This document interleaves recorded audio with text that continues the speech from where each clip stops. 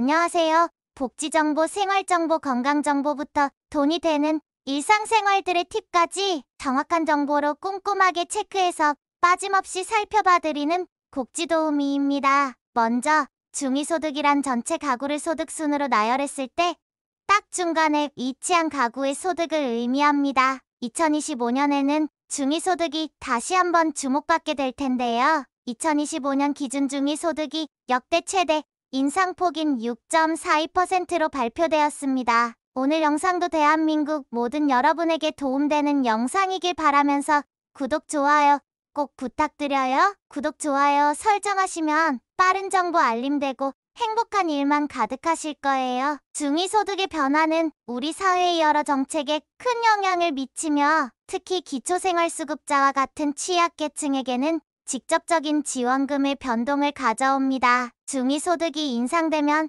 생계급여와 기초연금의 선정 기준이 달라지기 때문에 이는 많은 사람들에게 긍정적인 소식이 될 수 있습니다. 오늘은 2025년 기준 중위소득에 대한 발표와 그로 인해 변화하는 정책들에 대해 자세히 알아보겠습니다. 먼저 중위소득이란 전체 가구를 소득순으로 나열했을 때 딱 중간에 위치한 가구의 소득을 의미합니다. 쉽게 말해 중위소득은 소득 분포의 중앙값으로 경제적 불평등을 파악하는 데 중요한 지표로 사용됩니다. 중위소득이 높아지면 일반적으로 국민들의 생활 수준이 개선되고 반대로 낮아지면 경제적 어려움이 커질 수 있습니다. 2025년에는 중위소득이 다시 한번 주목받게 될 텐데요. 2025년 기준 중위소득이 역대 최대 인상폭인 6.42%로 발표되었습니다. 보건복지부의 자료에 따르면 4인 가구 기준으로 생계급여는 올해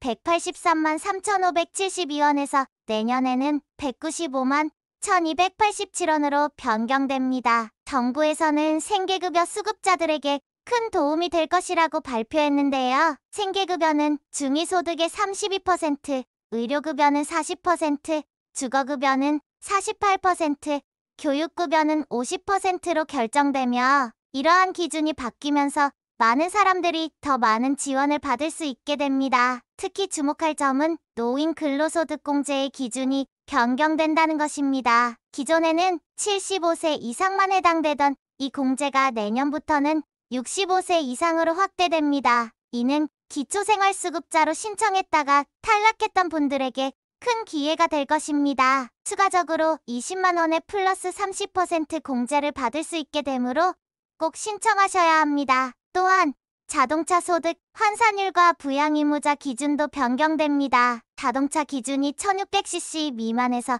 2000cc까지, 가격 기준도 500만 원까지 상향 조정됩니다. 생계급여의 부양의무자 연소득 기준도 1억에서 1억 3천으로, 일반 재산 기준도 9억에서 12억으로 변경되어 더 많은 사람들이 생계급여를 받을 수 있게 됩니다. 기초연금의 선정 기준도 변화합니다. 기초연금은 노후에 안정적인 소득을 제공하기 위해 정부가 지급하는 연금입니다. 이 제도는 특히 소득이 낮은 어르신들에게 중요한 역할을 하며 경제적 불안을 해소하는 데 큰 도움이 됩니다. 기초연금은 만 65세 이상이면서 가구의 소득이 하위 70%에 해당할 경우 수령할 수 있습니다. 지난해에는 1958년생이 해당됐고 올해는 1959년생부터 기초연금을 신청할 수 있습니다. 만 65세의 생일이 속한 달의 전월 1일부터 신청이 가능하고 늦어도 만 65세 생일이 속한 달까지 신청해야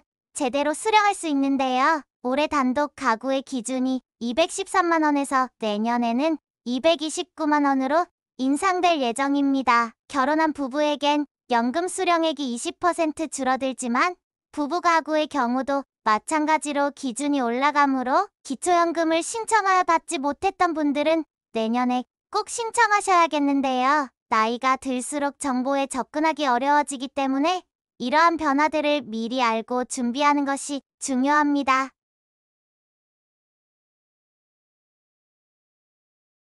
특히 최근에는 기초연금과 국민연금과의 연계감액 제도 때문에 위장 이용까지 하는 사태가 벌어지고 있습니다. 이는 부부 연계감액 제도 때문에 오히려 손해를 문제가 발생하고 있기 때문인데요. 함께 사는 게 죄도 아닌데 부부라는 이유로 기초연금을 깎다 보니 문서상으로 이혼을 하는 경우가 많다고 합니다. 실제 기초연금법 개정안의 비용 추계서에 따르면 기초연금의 부부가맥 제도를 폐지할 경우 연평균 2조 1,725억 원의 추가 재정이 소요된다고 하는데요. 정부에서도 이런 부부가맥 제도에 대한 문제점을 인식하고 불합리한 현실을 개선할 것이라고 밝힌 바가 있습니다. 기초연금의 국민연금, 부부연계가맥 모두 실제로 어려운 어르신 생활에 어려움을 보여주는 사건도 발생했습니다. 최근 뉴스에서 70대 노인이 아파트에서 추락해 숨진 사건이 보도되었습니다. 그 집에서 부인도 이미 숨져 있었던 것으로 알려져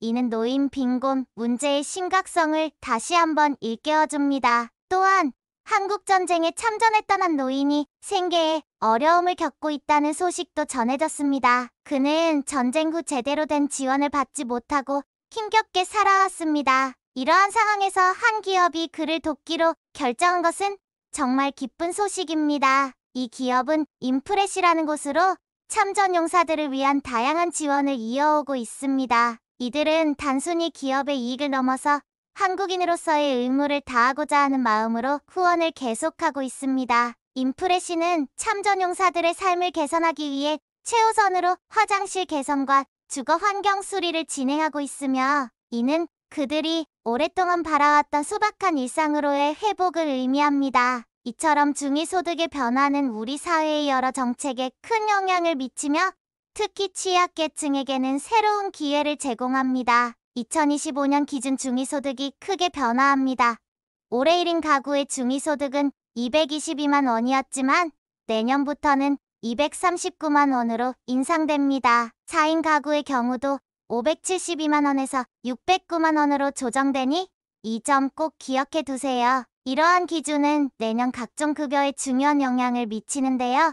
교육급여, 주거급여, 의료급여, 생계급여 등 다양한 지원이 있습니다. 특히 생계급여는 올해 71만 원에서 내년에는 76만 원으로 인상되며 2인 가구는 117만 원에서 125만 원, 4인 가구는 183만 원에서 195만 원으로 증가합니다. 이와 관련된 분들은 반드시 신청을 잊지 마세요. 중위소득 기준은 총 74개 사업에 활용되며 내년에도 동일하게 적용될 예정입니다. 고용노동부의 국민취업지원제도, 산재근로자 지원, 근로자 생활안정, 자금 대부, 직업훈련 생계비 대부 등과 관련된 분들은 중위소득 기준의 변화를 꼭 확인해야 합니다. 교육부에서도 국가장학금과 평생교육 바우처 등 다양한 급여가 있으니 이 또한 체크해 보시기 바랍니다. 보훈부의 국가유공자, 참전유공자, 독립유공자 분들도 중위소득 기준을 활용해야 하며 국토부의 주거급여와 복지부의 생계급여,